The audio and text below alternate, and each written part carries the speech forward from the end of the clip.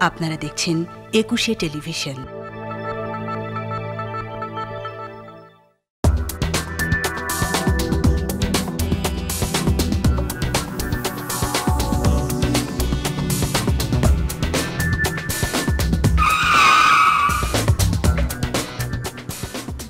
সম্মানিত দর্শক, সবাইকে স্বাগত জানাচ্ছি নিটোল টাটা ২১ রাতের আজকের আয়োজনে পুরোটা সময় জুড়ে আমি ফেরদৌসী আহমেদ থাকছি আপনাদের সাথে। এবং এই আলোচনা যে বিষয়টা নিয়ে আমরা এগোবো, এই আলোচনাটাকে বা যে বিষয়ের উপরে আলোচনাটা করব সেটা শুরুতে একটু আলোকপাত করতে চাই। আমাদের সাম্প্রতিক সময় যদি বলি যে তাদের সম্পদ যেভাবে তথ্য বের হচ্ছে, তাতে এক ধরনের শঙ্কা তৈরি হয়েছে যে তাহলে আপনারা কি পরিমাণ সম্পদ বানাচ্ছেন, এত সম্পদ বানাবার কোনো ধরনের যদি বলি যে তাদের সেই একেবারে তাদের যে মাসিক বেতন সেটা দিয়ে সম্ভব কিনা, কিংবা তারা যেভাবে বানাচ্ছেন সেটা কি কোনো নৈতিক উপায়ে বানাচ্ছেন, তাদের নৈতিকতার স্খলন ঘটেছে কতটা, সেটাও একটা বড় প্রশ্ন। আরও যদি অনৈতিক উপায়ে তারা বানিয়ে থাকেন, সরকারের বিভিন্ন একদম উচ্চ পদস্থ পর্যায়ে যারা রয়েছেন বিভিন্ন প্রতিষ্ঠানের, তারা যেভাবে তাদের সম্পদের হিসাবটা বের হয়ে আসছে, সেই তথ্যটুকু যতটা দেয়া দরকার সম্পদের হিসাব দেওয়ার সময় তারা কি দিচ্ছেন, সেটাও হয়তো তারা দিচ্ছেন না। তাহলে এখন দিন শেষে যে সমস্ত তথ্য আসে তাতে নতুন করে এই প্রশ্নটাই দাঁড়ায়, তাহলে আমলাদের আমলনামাটা আসলে কেমন, তাদের আমলনামা নিয়ে সত্যিকার অর্থেই এখন আলোচনা করা দরকার কিনা। আমরাও তাই আজ আমলাদের আমলনামা নিয়ে আলোচনা করতে বসেছি এবং যাদেরকে পেয়েছি তারা নিঃসন্দেহেই আলোচনা করবেন। আমি আপনাদের সাথে তাদের আলাপ করিয়ে দিচ্ছি। আমাদের মাঝে আজ উপস্থিত হয়েছেন বিচারপতি শামসুদ্দিন চৌধুরী মানিক, অবসরপ্রাপ্ত বিচারপতি, আপিল বিভাগ, বাংলাদেশ সুপ্রিম কোর্ট, এবং সর্বডানে রয়েছেন জুলফিকার আলী মানিক, জ্যেষ্ঠ সাংবাদিক এবং গবেষক। আপনাদের দুজনকে স্বাগত জানাচ্ছি আজকের এই আয়োজনে। বিচারপতি শামসুদ্দিন চৌধুরী মানিক, আপনাকে দিয়ে আলোচনাটা শুরু করতে চাই। আমলনামা, এই শব্দটা আসলে আমরা আগে যদি বলি ধর্মীয় দৃষ্টিকোণ থেকেও মানুষ আমলনামা শব্দটা শুনলেই ভাবে যে ভালো কিছু আছে, এখানে নৈতিকতার কথা কিছু শুনতে পাবো, যে উনি আসলেই নৈতিকভাবে কতটা ভালো ছিলেন। কিন্তু এখন আমলাদের আমলনামা শব্দটা একেবারেই বিপরীত অর্থেই ব্যবহৃত হচ্ছে কিছুদিন ধরে, বিশেষ করে গণমাধ্যমে। আপনার কি মনে হয় এই আমলনামার চিত্র কি আমাদের দেখার কথা ছিল? দেখুন, কয়েক মাস আগে প্রাক্তন পররাষ্ট্রমন্ত্রী উনি বলেছেন যে কানাডায় বেগমপাড়ায় যেসব লোক বাড়ি করেছে, অবভিয়াসলি টাকা পাচার করেই তো করতে হয়েছে, তাদের বৃহৎ অংশই হচ্ছে আমলারা। কিছু রাজনীতিবিদ না, কিছু না, বেশ কিছু রাজনীতিবিদও আছেন, কিন্তু তার সিংহভাগ কিন্তু আমলা। তো তার থেকে আপনার কথার জবাবটা মিলে যায় যে আমলনামা ঘাটতে গেলে আমরা সেই চিত্রটি দেখতে পাই যেটি মোটেও আপনার উৎসবব্যঞ্জক নয়, যেটি মোটেও প্রশংসার দাবিদার নয়, বরং উল্টোটি। এবং সাম্প্রতিককালের কয়েকটি ঘটনা নিশ্চয়ই আপনার উল্লেখ করার মতো। তবে এখানে একটি কথা শুরুতে আমি বলি যে এই সাম্প্রতিককালের ঘটনাগুলো যেহেতু তদন্তাধীন রয়েছে, সেখানে কিন্তু আমাদের ভাষা প্রয়োগের ব্যাপারে সতর্কতার প্রয়োজন আছে, যেহেতু বিষয়টি তদন্তের অধীনে রয়েছে, যাতে কোনোভাবে তদন্ত প্রভাবিত না হয়। তো সেই সতর্কতার পরেও আমি সেই সব কথাগুলো বলবো যেগুলো অলরেডি প্রতিষ্ঠিত, প্রমাণিত হয়ে গেছে। যেমন সাম্প্রতিককালে একজন বড় আমলার ব্যাপারে আমরা সবাই জানি, মানিক তো একজন বিজ্ঞ, খুব প্রতিষ্ঠিত সাংবাদিক, আমেরিকার পত্রিকায় সে খবর পাঠায়, খবর লিখে। সুতরাং এই যে সাংবাদিক, তার নাম মতিউর রহমান বোধহয় নাম, সে কিন্তু যে সরকারি কর্মকর্তা আমলা, সে কিন্তু শুধু সরকারি কর্মকর্তাই নয়, সে ছিল আইনের ভাষায় যাকে বলা হয় কোয়াইজাই জুডিশিয়াল পদের অধিকারী, অর্থাৎ আংশিক বিচারক, কারণ সে একটি ট্রাইব্যুনালের ছিল, প্রধান ছিল। তো সেই লোকটির, আবার বলছি, সেই কথাগুলো আমরা বলতে পারি যেগুলো অলরেডি প্রমাণিত, যেগুলো তদন্তের কোনোভাবেই আপনার এই প্রভাবিত করবে না। এবং এই লোকের আমরা অতীতেও দুর্নীতির কথা অনেক শুনেছি, কিন্তু এইবার প্রথমবারের মতো সারা পৃথিবীতে যে ধরনের দুর্নীতির কথা তার বিষয়ে জানতে পারলাম, সেটি কিন্তু অনেক অর্থেই অভিনব। আমি মনে করি সারা পৃথিবীতেই অভিনব। লোকটি বেমালুম সূর্য পশ্চিম দিকে ওঠে না পূব দিকে ওঠে, পূব দিকে ওঠে না পশ্চিম দিকে ওঠে, এই ধরনের একটা কথা বলার মতো বলে ফেললো যে যেই ছেলেকে নিয়ে তার বিষয়ে কথাবার্তা হচ্ছে সে তার ছেলে নয়। কি অদ্ভুত একটি কথা। অথচ এটি সার্বজনিকভাবে প্রমাণিত যে এই ছেলে তারই ছেলে, অথচ সেই ছেলেকে সে অস্বীকার করল। তার দ্বিতীয় স্ত্রীর কথাও সে পরোক্ষভাবে অস্বীকারই করলো। এবং তার চেয়ে বড় কথা কি জানেন, তার যে বিপুল অঙ্কের টাকা, কোটি কোটি, শত শত কোটি বা হাজার হাজার কোটি, অগণিত সোজা ভাষায়, এই টাকা সে পেয়েছে কিন্তু একটি খুব চতুর্থ আপনার দুর্নীতির মাধ্যমে। সে শেয়ার বাজারে আপনার শেয়ার খাটিয়েছে তার নিজের প্রভাব বিস্তার করে। শেয়ার খাটিয়ে যেটি অপরাধ, আপনার ইনসাইডার আইন যেটা আছে সেই আইন ভঙ্গ করে, শেয়ার বাজারের যেসব আইন আছে সেসব আইন লঙ্ঘন করে, সে যে শেয়ার বাজারে কোনো সরকারি কর্মকর্তার শেয়ার বাজার বা অন্য কোনো ব্যবসা করতে গেলে কিন্তু তাকে অনুমোদন নিতে হয় সরকারের কাছ থেকে, সে কোনো অনুমোদন নেয়নি। এবং এই ব্যাপারে আপনার শেয়ার সংক্রান্ত যে আপনার সংস্থাটি রয়েছে, বিধি স্ট্যাচুটরি সংস্থা, সেই সংস্থার যারা সভাপতি বা অন্যান্য কর্মকর্তা যারা রয়েছেন তাদেরও আপনার সম্পৃক্ততা আছে বলে কিন্তু খবর পাওয়া যাচ্ছে। এবং সে যখন এই শেয়ারগুলো কিনেছে, সে জানতো কোন কোম্পানিতে শেয়ার কিনলে শেয়ার থেকে লাভ করা যায়। শুধু তাই নয়, সে চেষ্টা করতো সে যে আপনার সে কি কাস্টমসে একজন বড় কর্তা ছিলেন উনি, সেই প্রভাব খাটিয়ে সেই কোম্পানিগুলোকে উনি আবার বড় করে দিতেন যাতে তার লাভ বেড়ে যায়। এবং এইখানে স্টক এক্সচেঞ্জের যে চেয়ারম্যান আছেন বা অন্যান্য সদস্যরা আছেন যারা স্ট্যাচুটরি সংস্থার আপনার যাদের পাহারা দেওয়ার কথা, তারাও সম্পৃক্ত আছেন বলে কথাবার্তা শোনা যাচ্ছে। সুতরাং তাদের ব্যাপারেও কিন্তু তদন্ত হওয়া উচিত। এখন কথা হলো, এই যে অভিনব পদ্ধতিতে যে দুর্নীতি করেছে এই মতিউর রহমানের নামের লোকটি, যার প্রথম, এবং এখানে আরেকটি কথা আমরা যতটুকু জেনেছি যে তার বংশ কিন্তু রাজাকারের বংশ। তার পিতামহ তথ্য উঠে আসছে, তার পিতামহ কি এক দারোগা, তার নামই হচ্ছে রাজাকার অমুক দারোগা। যেমন মির্জা ফখরুলের পিতার নামের সাথে কথা আসে না যে এই চখামিয়া রাজাকার, ঠিক তেমনি এই মতিউর রহমানের দাদার নামও কিন্তু অমুক রাজাকার দারোগা। অর্থাৎ সে একেবারে স্থানীয়ভাবে খুব পরিচিত এক রাজাকার ছিল তার দাদা। এবং তার শ্বশুর, সেও তার শ্বশুর দাদা শ্বশুর তারাও কিন্তু রাজাকার। এবং তাদের সম্পৃক্ততা কিন্তু সবসময় ছিল বিএনপির সাথে। হঠাৎ করে এই লোক আপনার আওয়ামী লীগে চলে আসলো। তো সেখানে একটি কথা তো বলতেই হয় যে আওয়ামী লীগ কিন্তু কাকে নেবে না নেবে কোনো বাছাই না করেই তাকে নিয়ে নিচ্ছে। এবং এখানে আরেকটি কথা যেটা উল্লেখ করতে হয় যে 111-এর সময় এমইউ আহমেদ তাকে রক্ষা করেছিল। সেই সময় যিনি এনবিআরের চেয়ারম্যান ছিলেন, তার একটি ইন্টারভিউ আমি দেখেছি। সেই ইন্টারভিউতে সেই ভদ্রলোক বলেছেন যে মতিউর রহমানকে তিনি সরিয়ে দিতে চেয়েছিলেন এবং আদেশও দিয়েছিলেন। তখন সেই এমইউ আহমেদ নিজে তাকে ফোন করে বলেছে যে না, তাকে আপনি সরাবেন না, এটা আমার অনুরোধ, আমি আপনাকে কোনোদিন কখনো অনুরোধ করিনি, কিন্তু এই ব্যাপারে অনুরোধ করতে বাধ্য হচ্ছে। এখানে আরেকটি কথা যে দেখুন, এমইউ আহমেদ ওই যে 111 সময় ছিল না, মঈন ইউ আহমেদ, হ্যাঁ, তখন সে তো সেনাপ্রধান, সে এই ইসেকে বলেছে, তখন যে এনবিআরের চেয়ারম্যান ছিলেন তাকে বলেছে ফোন করে, ওনার ইন্টারভিউটা আমি দেখলাম, কালকেই দেখেছি, যে আপনার কাছে অনুরোধ, আপনি এই ব্যক্তিকে। তাহলে আসলে আপনি যেটা বললেন যে ইতিহাস ঘাটলে এই যে দুর্নীতি, আমি একটু শেষ করছি যে দেখুন এইখানে তার বিরুদ্ধে কিন্তু আগে দুদক 4 বার তদন্ত করেছে, কিছুই নাকি পায়নি। তো এটা তো নিশ্চিতভাবে দুদকের ব্যর্থতা।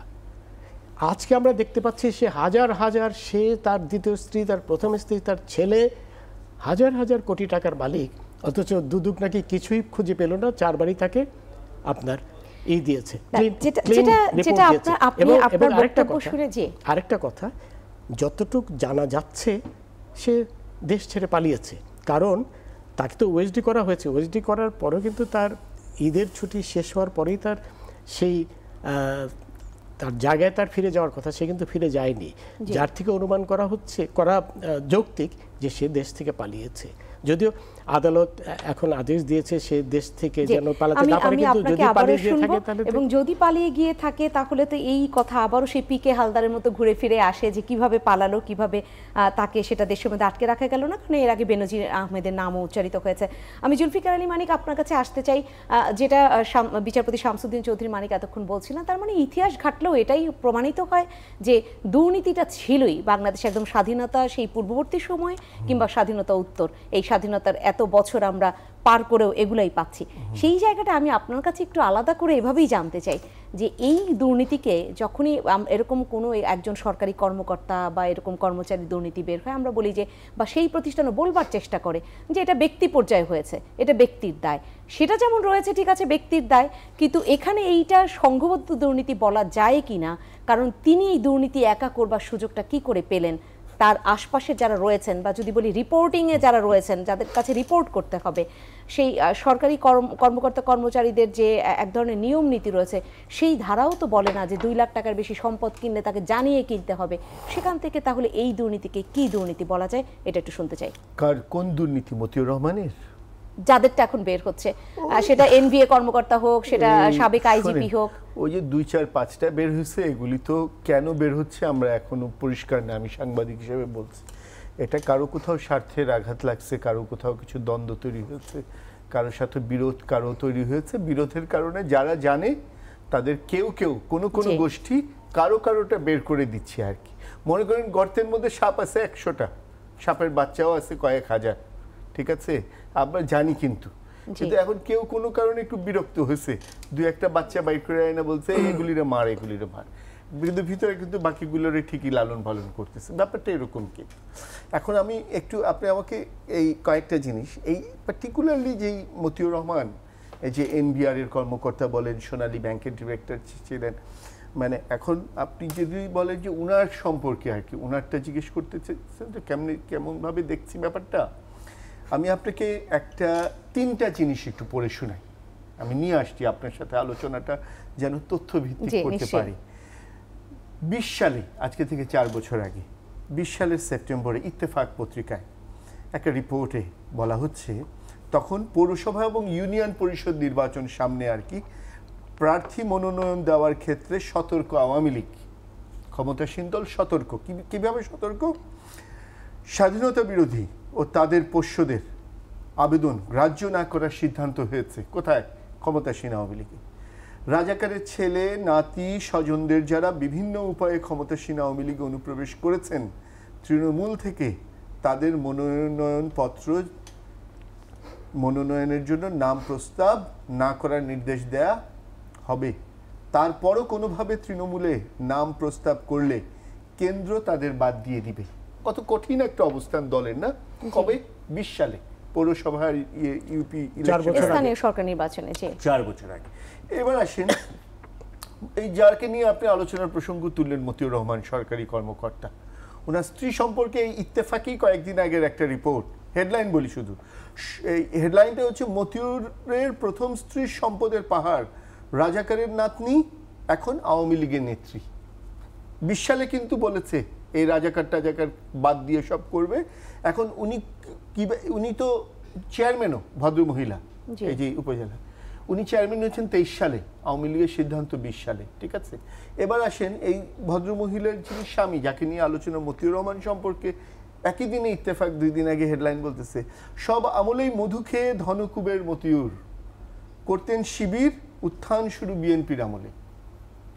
জাস্ট 3টার সিনারিও বললাম। 20 সালে আওয়ামী লীগের সিদ্ধান্ত হচ্ছে কোনো রাজাকারের ছেলে নাতি স্বজনরা কোনো লোকাল গভর্নমেন্টের কোথাও কোনো প্রার্থী হবে না। 23 সালে এই ভদ্রমহিলা, যাকে বলা হচ্ছে ইত্তেফাকের রাজাকারের নাতনি, সরকারি কলেজের চাকরি ছেড়ে উনি ওইখানে বিনা প্রতিদ্বন্দ্বিতায় প্রার্থী হয়ে জিতে গেছেন। জানেন তো, বিনা প্রতিদ্বন্দ্বিতায় জিততে হলে অনেক টাকা খরচ করতে হয়, সবাইকে বসাইতে হয়, এই বসো নমিনেশন কিনতে হয়। তখন বিএনপির যে এমপি ছিল তার সহায়তা পেয়েছিল। না, ওইটা না, 23 সালের গল্প বলছি। 23 সালে আওয়ামী লীগ ক্ষমতা, এই যে গত বছরের এর আগে যখন ওই চেয়ারম্যান হলো প্রথম, তখন না ভদ্রমহিলা এই প্রথম চেয়ারম্যান, এটা এই যে 23 সালে উনি যখন ঢুকলো সে ওই ইসে, তখন না হ্যাঁ এই সালেই, কিন্তু বিএনপির প্রাক্তন এমপি সহায়তা পেয়েছেন। ভদ্রমহিলা এখন নরসিংদী জেলা আওয়ামী লীগের, এই যে এখানে আছে রায়পুর, এই যে উনি হচ্ছেন গিলে নরসিংদী জেলা আওয়ামী লীগের বর্তমান কমিটি, তিনি দুর্যোগ ত্রাণ ও সমাজ কল্যাণ বিষয়ক সম্পাদক। আচ্ছা, এখন যিনি সব আমলে মধু খেয়েছেন তিনি করতেন শিবির, এবং বলা হচ্ছে তিনি সব সরকারের আমলেই মধু খেয়ে ধনকুবের মতিউর রহমান, স্বর্ণ চোরাচালান কারবারেও তার সিদ্ধহস্ত, এগুলি ইত্তেফাকের রিপোর্ট, আমি বলছি না। বিপুল অর্থ সম্পদের মালিক, এবং তিনি এই যে কানাডা, মালয়েশিয়া, দুবাই সহ বিভিন্ন দেশে ৩,০০০ কোটি টাকা পাচারের অভিযোগ উঠেছে। এবং ইত্তেফাক মানে সেই প্রয়াত সাংবাদিক আব্দুল গাফফার চৌধুরীর একটা উক্তি দিয়েও ইত্তেফাক যেটা লিখেছে, সেই জায়গাটা থেকে তাহলে স্বাধীনতা বিরোধী মানে যারা তিনি এভাবেই লিখেছিলেন যে ৯০ আওয়ামী লীগ সে যে ঢুকছে এবং একদিন এটা আসলে সাফার করতে হবে আওয়ামী লীগকে। আমি জিনিসটাকে শিবির, রাজাকার, স্বাধীনতা বিরোধী এখানে ফোকাস করার জন্য আলোচনাটা করি নাই। আমি বলেছি আমাদের রাজনীতি এবং প্রশাসন কিভাবে চলে এই তিনটা নিউজ থেকে বোঝা যায়।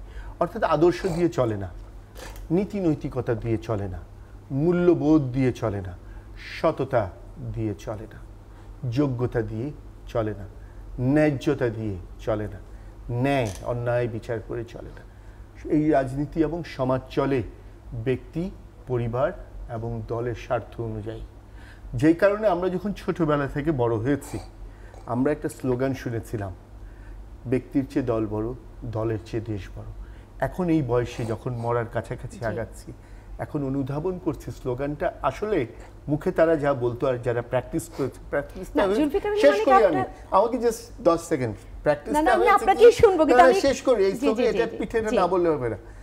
দেশের চেয়ে দল বড়, দলের চেয়ে পরিবার বড়, পরিবারের চেয়ে ব্যক্তি বড়।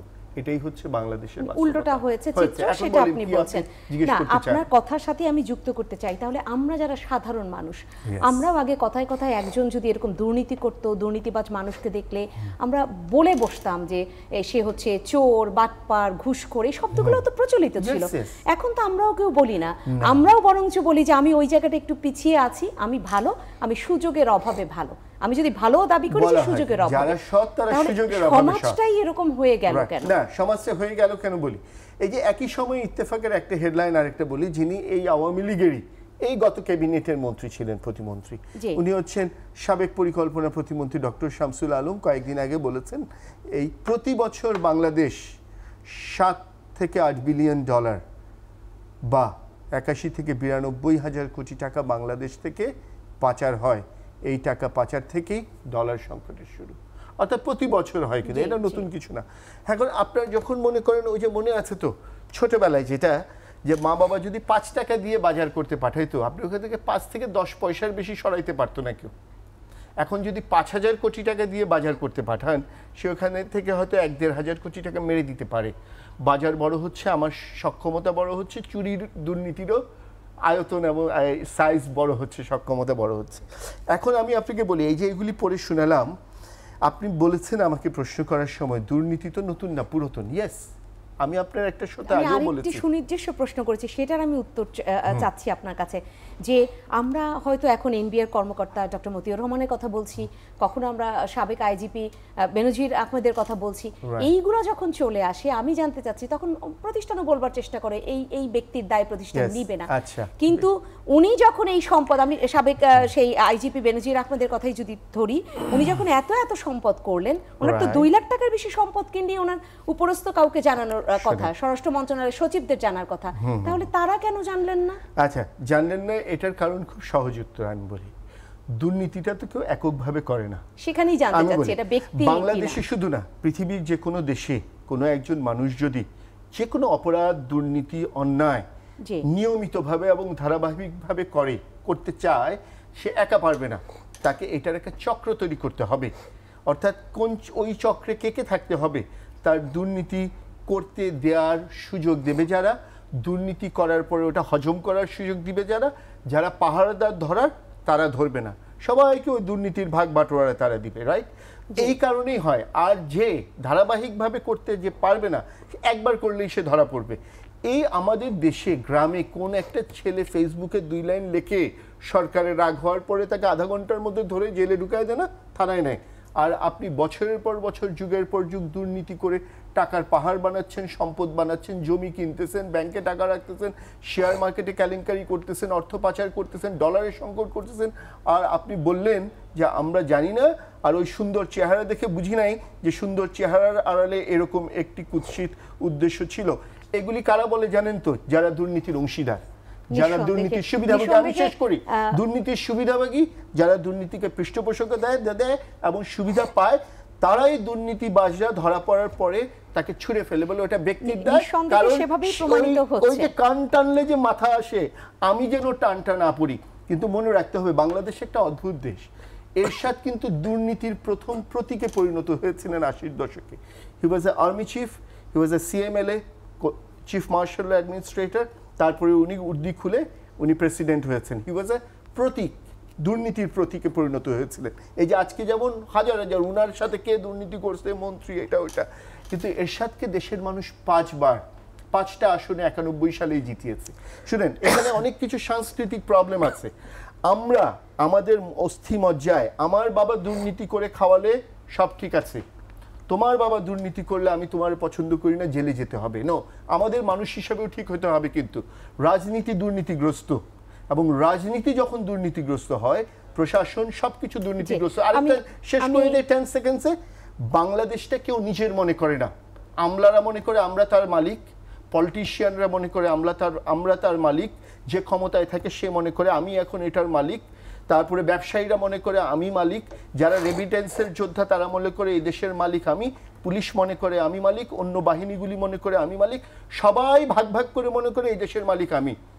কেউ বাংলাদেশকে ওন করে না, সবাই এটাকে বার্গারের মতো খেয়ে শুধু নিজেরটাই দেখতে ব্যস্ত। অনেকটা এরকমই দাঁড়াচ্ছে যে সেই মালিক, এত মালিক যদি থাকে, এত মালিকানার টানা হেঁচড়ায় বাংলাদেশটা ছিঁড়ে যায়। আমি সেটা একটু জানতে চাই বিচারপতি শামসুদ্দিন চৌধুরী মানিক আপনার কাছে। আপনি আপনার আগের বক্তব্য বলছিলেন যে পিছনে যারা এই যে সাহায্য করছে তাদেরও আসলে তদন্ত হওয়া দরকার, তাদের ব্যাপারে ব্যবস্থা নেওয়া দরকার। সেই জায়গায় খুব কি বেশি আমাদের ব্যবস্থা নেওয়া হয় কিনা? এই এনবিআর কর্মকর্তার যদি বেতন হয় ৭৮,০০০ টাকা, এরকম এখন বিভিন্ন ভাবে আসছে, সেই ফিগারের সংখ্যা আমরা সেইটা আমরা নাই বললাম যে কত, কিন্তু তিনি তো এরকম বছর পর বছর এত এত লাখ লাখ টাকার কোরবানি দিয়ে গেলেন। হ্যাঁ, কোটি কোটি টাকা। কিন্তু না, বলা হলো যে ৬০-৭০ লাখ টাকা শুধু কোরবানিই তিনি দেন। এখন ওনার আরো অনেক টাকা আছে, তিনি কোরবানিই দেন ৬০-৭০ লাখ টাকার। যদি সেটা হয় শুধুমাত্র এবার ছেলের ছাগল কাণ্ডের কারণে তিনি সামনে আসলেন, পেছনে তো তাহলে আরো অনেক গল্প থেকেই গেল। তাহলে আমলনামা ঘাটলে আর কি বের হবে? এখন আপনার প্রশ্নের সোজা জবাব হলো, যদি হতো যারা সংশ্লিষ্ট, যারা সহায়তা করেছে, যেমন স্টক এক্সচেঞ্জের সভাপতি বা অন্যান্য সদস্যরা, তারা নিশ্চিতভাবে এই লোককে সহায়তা করেছে যাতে সে আপনার ওই ইনসাইডার ট্রেড যেটা বলা হয় সেই আইন ভঙ্গ করে এবং স্টক এক্সচেঞ্জের আইন ভঙ্গ করে, সরকারি বিধিবিধান ভঙ্গ করে সে আপনার এমন কোম্পানি থেকে শেয়ার কিনেছে সেই, এবং সে নিজেই বলেছে সেই কোম্পানিগুলোর মালিকদের সাথে সে বৈঠক করত, যেটা সম্পূর্ণ আপনার কি বলে অবৈধ এবং শাস্তিযোগ্য অপরাধ। তো এখন এই আপনার স্টক এক্সচেঞ্জের চেয়ারম্যান বর্তমান বা অতীত যারা করেছে তাদের বিরুদ্ধে যদি তদন্ত হতো তাহলে তো আজকে এই পরিস্থিতি নিশ্চয়ই হতো না। এই পরিস্থিতি হয়েছে, তার অর্থই হলো, এবং সবচেয়ে আরও বড় কথা হলো যে যেটা শুরুতে বলেছি, এই মতিউরের বিরুদ্ধেই কিন্তু 4 বার তদন্ত হয়েছে, কিছুই পায়নি। তার মানেটা কি বলেন? তার মানে নিশ্চয়ই সেখানে তাদের তদন্তে আপনার গলদ রয়েছে, অথবা ইচ্ছা করে তারা তদন্ত করেনি। আর মইনি আহমেদের সম্পর্কে তো কালকে বললাম যে সেই সময় এনবিআর এর চেয়ারম্যান পরিষ্কার বলেছে, মইনি আহমেদ তাকে বলেছিল যাকে মতিউরকে ট্রান্সফার করা না হয়। এখন দুদক যদি আপনার, আমরা জানি যে আমাদের মাননীয় প্রধানমন্ত্রী বলেছেন যে জিরো টলারেন্স আপনার দুর্নীতির ব্যাপারে। এখন উনি একা কি করবেন, তাই না? এটা তো একটা বড় প্রশ্ন। সবাই যদি তাদের কর্তব্যে, যে জুলফিকার মানিকের কথাটা যে আদর্শ দিয়ে কেউ চলছে না, এটাই তো মনে হচ্ছে প্রতিষ্ঠিত সত্য, যে আদর্শ দিয়ে যদি সকলেই চলতো তাহলে তো আজকে আদর্শ দিয়ে চলছে না, আইনকে কেউ তোয়াক্কা করছে না। 4 জন সোনালী ব্যাংক থেকে 4 জনের নামে ঋণ নেওয়া হয়েছে, সেই 4 জন মৃত ব্যক্তি। মানে তাহলে এগুলা মানে কেউই তো আইনের তোয়াক্কাও করছেন না, নীতি নৈতিকতা বলি, আদর্শ বলি, সেগুলো হারিয়ে গেছে। তাহলে এখন এখানে আমরা আর কিভাবে এগোতে পারি? কারণ এখন একজন আপনার নোবেল পুরস্কার পাওয়া শান্তির, অবশ্য কিভাবে পেয়েছে সেটা প্রশ্ন সাপেক্ষ ব্যাপার। আজকে মাননীয় প্রধানমন্ত্রী তার সম্পর্কে ইন্টারভিউতে অনেকগুলো কথা বলেছে। এই লোক তার পিতাকে অন্যায়ভাবে গ্রামীণ ব্যাংক থেকে ঋণ দিয়েছিল কয়েক কোটি টাকা, এবং তারপরে সেই ঋণ সে খেলাপ করে দিয়েছে। এই ডক্টর ইউনূস যে ধরনের আপনার দুর্নীতি করেছে বাংলাদেশে, সেটাও কিন্তু অভূতপূর্ব। মতিউর রহমানের দুর্নীতির থেকে তার দুর্নীতি কম নয়। এখন তার বিরুদ্ধে যখন মামলা করা হলো, আগে তো মামলা করা হয়নি, জিয়া তাকে পেলেছে, এরশাদ তাকে পেলেছে, এখন যখন করা হয়নি তখন সারা পৃথিবী বলছে ও নো নো নো, তার বিরুদ্ধে মামলা করা চলবে না। বাংলাদেশে তো প্রতি মুহূর্তে তাহলে দুর্নীতি আসলে উৎসাহিত হচ্ছে। আমি বিরতি নিচ্ছি, বিরতির থেকে ফিরে এসে সেই আলাপে যাই। রয়েছেন আপনারা আমার সাথে। সম্মানিত দর্শক, নিটোল টাটা 21 রাতে সময় হয়েছে একটা ছোট্ট বিরতি শেষ করে এসে আবারও এই আলোচনায় আমরা প্রবেশ করব। নিঃসন্দেহে সাথে থাকবেন।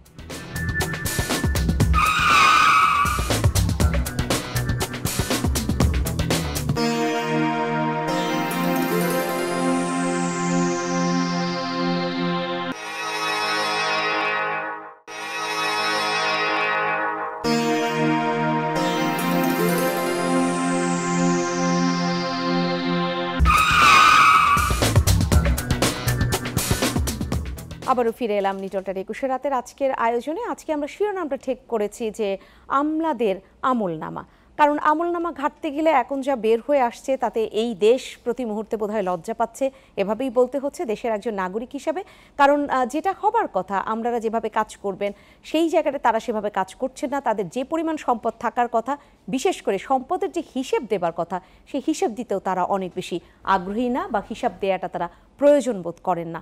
সেই জায়গা থেকেই সম্পদের পাহাড় যখন আমরা দেখতে পাই, দুর্নীতির গন্ধ নাকে এসে লাগে, তখন ভাবতে বসে যায় যে এই দেশটা আসলে তাহলে কার, এবং কে এই দেশটাকে সত্যিকার অর্থেই সেই দেশপ্রেমিক হয়ে ভালোবাসে বা দেশটাকে ওন করে। সেই আলোচনাটাই আজকে চালিয়ে নিয়ে যাচ্ছি। জুলফিকার আলী মানিক, আপনার কাছে আসতে চাই। যে প্রশ্নটা যাবার আগে আবার উঠেছে যে এভাবে যদি তাদের অবস্থা হয় যে মৃত ব্যক্তির নামে তারা ঋণ নিচ্ছে, নানান কিছু হচ্ছে, কিন্তু কেউই সেই আইনের তোয়াক্কা করছে না, আইন কি করতে পারে তাদের জন্য। আর আদর্শ নীতি নৈতিকতার আলাপটা তো আপনি আগেই সেরে ফেলেছেন যে ওগুলা এখন আসলে খুঁজেই পাওয়া যাচ্ছে না। জি, তাহলে আসলে কি করে এই দেশ এগোবে? এই দেশ এগুনোর একটা উপায় আমি আপনাকে বলি, একটাই উপায় আছে, সেটা হচ্ছে যে একটা নতুন রাজনীতি আনতে হবে।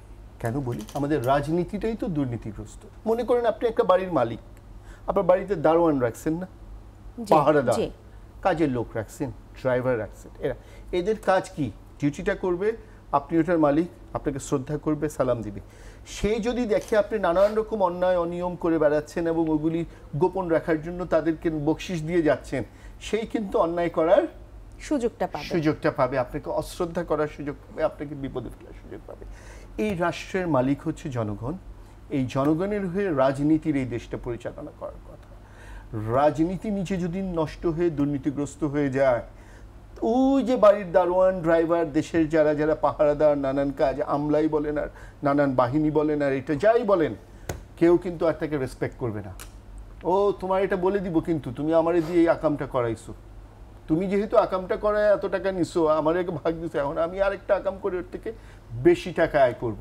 অর্থাৎ আমরা দুর্নীতি বান্ধব একটা সামগ্রিক সমাজ তৈরি করার কারণে প্রত্যেকে ওই জায়গাটায় বন্দী হয়ে গেছে, প্রত্যেকে বন্দী হয়ে গেছে। এবং এমন একটা সমস্যা হয়েছে এখন, যারা সুযোগের অভাবে সৎ কিছু বলেছেন না, ইয়েস এটাও আছে, কিন্তু কিছু মানুষ কিন্তু সত্যি সুযোগ পাওয়ার পরে সৎ থাকে, তাদের জন্য এই দেশটা বসবাসের অযোগ্য হয়ে গেছে। আজকে না, অনেক বছরের পর বছর ধরে, একদম সত্যি কথা।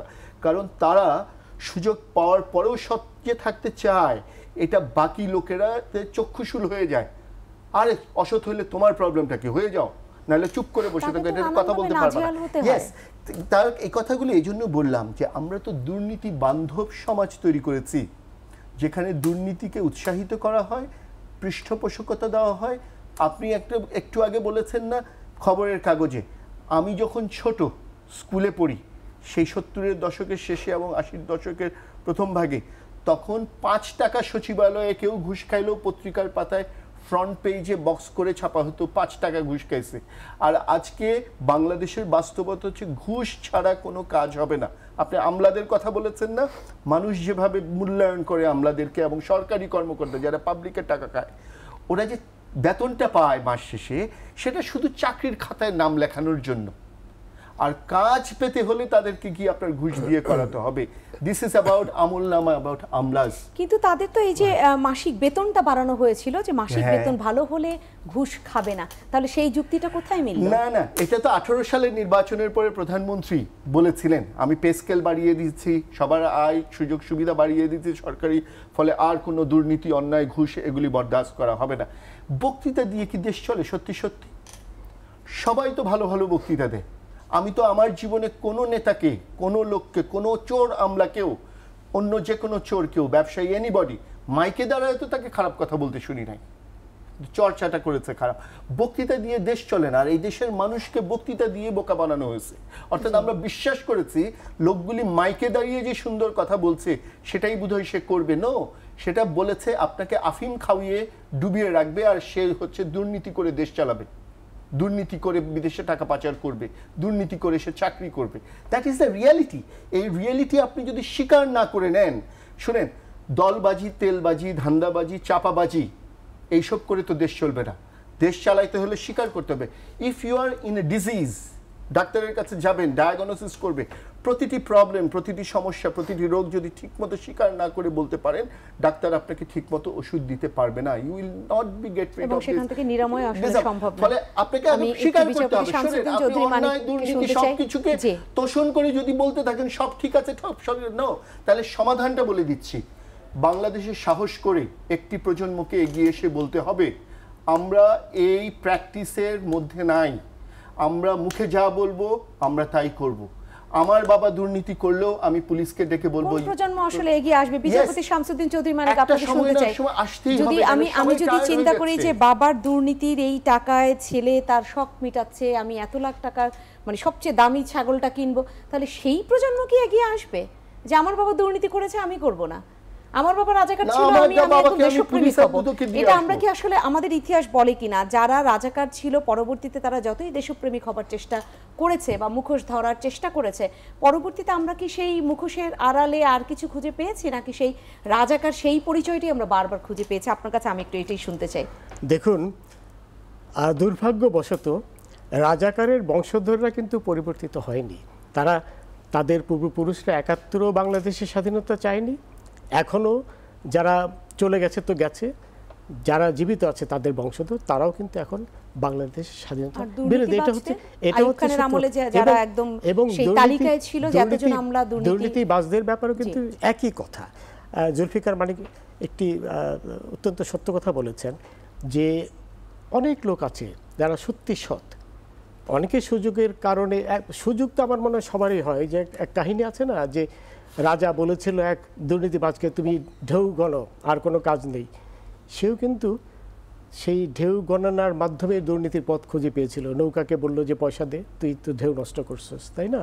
তো সুযোগ সব জায়গায় আছে, কিন্তু এর পরেও কিন্তু দেশে এমন অনেক লোক রয়েছে যারা সত্যিকার অর্থে সৎ, এবং সমস্যাটা হচ্ছে যে এরা কিন্তু অন্য অসৎদের কারণে আপনার তাদের সততা মেনটেন করতে পারছে না। ছোট্ট প্রশ্ন আছে, নিঃসন্দেহে আপনি বলবেন, যেটা জুলফিকার আলী মানিক বলেছেন যে যারা ভালো আছেন, বাংলাদেশে ভালো মানুষ নাই এ কথাটা আমরা বলতে পারি না, নিঃসন্দেহে অনেক ভালো মানুষ আছে, কিন্তু যারা ভালো রয়েছেন তাদেরকেও নানানভাবে তুই করবি না কেন কর, জুলফিকার আলী মানিক মাত্র বললেন, তাদেরকে নাজেহাল করা হয় এবং তারা একটা সময় আর এই দেশে শান্তিতে শত্রুগণ্য করা হয়, এই দেশে থাকতেই পারছে না।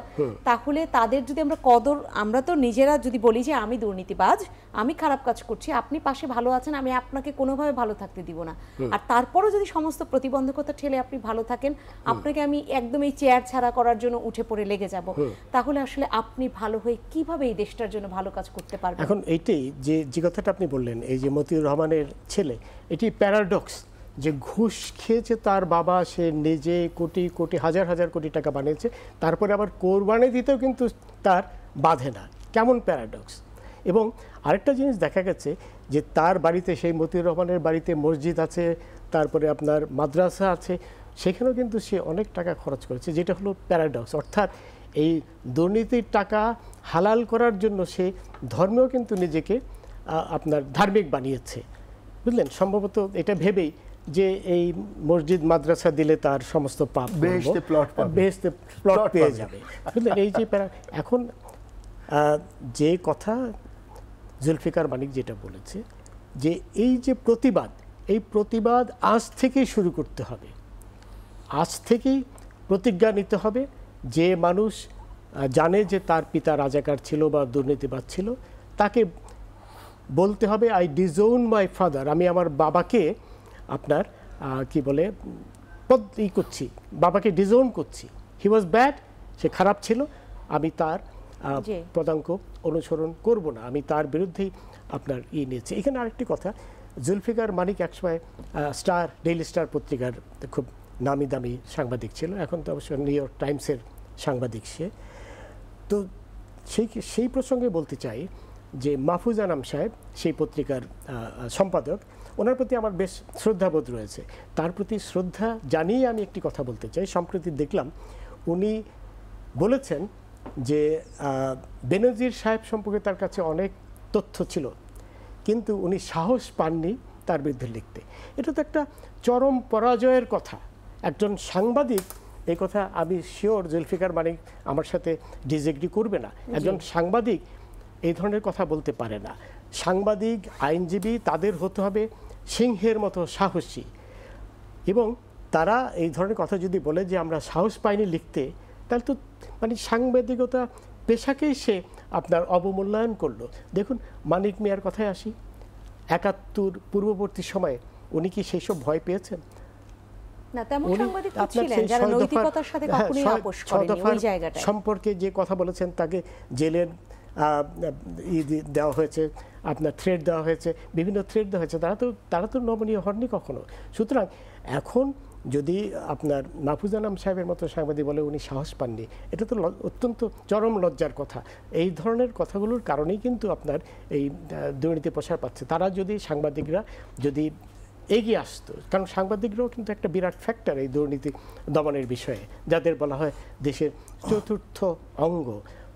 আপনার তাদের হচ্ছে আপনার দায় হচ্ছে এগুলো ঘটনা সবার নজরে নিয়ে আনা, যারা এগুলো ঘটনার থেকে সত্যিকার কথা জেনে। তারপরে আমরা যখন তথ্যগুলো পাই, সেটা কোনো না কোনো সংবাদপত্রে পাই, কোনো না কোনো ইলেকট্রনিক মিডিয়ায় পাই, এবং সেখানে নিঃসন্দেহে সাহসী সাংবাদিক তো রয়েছেন, জুলফিকার আলী মানিক।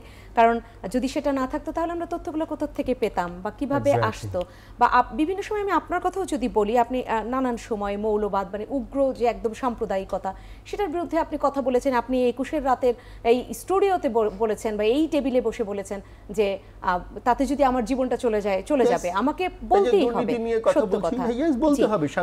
এইভাবে আমাদের সমাজে এখন যদি বলি নৈতিকতা, যে ঘুষ যে খোর, ঘুষখোর, তাকে ঘুষখোরকে ঘুষখোরই বলতে হবে, চোরকে চোরই বলতে হবে, বাটপারকে বাটপার বলতে হবে। সেই সাহসিকতাকে আমরা আরো কতটা একেবারে যদি বলি উঠিয়ে নিয়ে আসতে পারি? না, সেই সাহসিকতাকে আমরা মেরে ফেলেছি। কেন বলি আপনাকে, আমি সবসময় বলি আমরা রাজনীতির যত সমালোচনাই করি, দেশটা রাজনীতি দিয়েই চলতে হবে, কিন্তু রাজনীতিবিদদের সাহস কম কেন বলি? রাজনীতিবিদদের যদি সাহস থাকতো, বঙ্গবন্ধুকে হত্যার পর রাজনীতিবিদদেরই মাঠে নেমে এসে খুনিদেরকে সবার আগে ধরার কথা ছিল। ঘরে লুকিয়ে গেছে ভয়ে। আজকে সাংবাদিকদের ভয়ের কথা মানিক ভেবা, আমি ওনাকে অসম্ভব রেসপেক্ট করি। সাংবাদিকরা ভীত। আওয়ামী লীগ কোথায় ছিল বঙ্গবন্ধুকে হত্যার পরে? ভয়ে ঢুকে পড়ছে। আওয়ামী লীগের লোকরাই তো বঙ্গবন্ধুকে হত্যা করে বঙ্গবন্ধুর পরের ক্যাবিনেট সরকার গঠন করেছে। পলিটিশিয়ানরা ভীত। পলিটিশিয়ানরা কি জিয়ার আমলে, এরশাদের আমলে ক্যান্টনমেন্টে বসে যখন দলের নেতা বেচা কিনা হয় এবং জেলে ঢুকানো আর বের করার সিদ্ধান্ত হয়, পলিটিশিয়ানরা কি সাহস নিয়ে লড়াই করেছে না সারেন্ডার করেছে আর কেনা বিচার ভাগ বাটোয়ার ভাগিদার হয়েছে? পলিটিশিয়ানরা ভীত। পলিটিশিয়ানরা নিজেরা যখন সারেন্ডার করেছে অন্যায়ের কাছে, অপরাধের কাছে, দুর্নীতির কাছে, এবং নিজেরা তার অংশীদার হয়েছে, সমাজের প্রতিটি অঙ্গকে তারা একই রকম জায়গায় নিয়ে আসতে চেয়েছে তাদের নিজেদের অবস্থান ঠিক করার জন্য, খুব দুঃখের সাথে কথাটা বললাম, সাংবাদিকদেরকেও সাহসের জায়গাটা পলিটিশিয়ানরাই ধ্বংস করতে চেয়েছে, যেন তোমরা লিখতে না পারো। আজকে যখন সাবেক আইজিপি বেনজিরকে নিয়ে লেখা হচ্ছে, আজকে যখন আনারকে নিয়ে লেখা হচ্ছে, ঝিনাইদহের এমপি যিনি মার্ডার হয়েছেন, আজকে যখন লেখা হচ্ছে এই যে মতিউর রহমানকে নিয়ে, আজকে যখন লেখা হচ্ছে আসাদুজ্জামান মিয়া যিনি কমিশনার ছিলেন, ক্ষমতাসীন দলের নেতারা প্রেস কনফারেন্স করে কার বিরুদ্ধে কথা বলছে, সংবাদপত্র, গণমাধ্যম এবং সাংবাদিকদের। এইসব লেখালেখি, এইসব কাল্পনিক, এইসব ইয়ে চলবে না। পুলিশ যে বিবৃতি দিয়েছে কার বিরুদ্ধে? গণমাধ্যমের বিরুদ্ধে, পুলিশের সমিতি। পুলিশ কি তার পুলিশের দুর্নীতির বিরুদ্ধে বিবৃতি দিয়েছে? নো। পলিটিশিয়ানরা কি দুর্নীতির বিরুদ্ধে বিবৃতি দিয়েছে? নো। বলেছে ঢালাওভাবে দুর্নীতির গল্প করে সরকারকে বিব্রত করা হচ্ছে। এগুলি তো আমরা বুঝি, সাহস করে আমরা বলতে পারি এগুলিই হচ্ছে, এইসব কথাবার্তা বিবৃতি হচ্ছে দুর্নীতির পৃষ্ঠপোষকতা দেওয়ার ইঙ্গিত দেয়, দুর্নীতির অংশীদার হওয়ার ইঙ্গিত দেয়। ফলে এই ভীতু রাজনীতি, এই আপোষকামী রাজনীতি এবং আপোষকামী প্রশাসন, কার প্রতি আপোষ? অন্যায়, দুর্নীতি, অবিচার, বৈষম্য, এগুলির সাথে আপোষ করে যে প্রশাসন এবং রাজনীতি চলে, সেই রাজনীতি সাংবাদিকদেরকেও ভীতি। তবে ইয়েস, আমার যিনি ফর্মার এডিটর ছিলেন, আমি বলি, আমি মানিক ভাইয়ের সাথে এগ্রি করি, আমার যিনি ফর্মার এডিটর ছিলেন ডেইলি স্টারের, আই রেসপেক্ট হিম এ লট। উনি অনেক জায়গায় সাহস দেখিয়েছেন।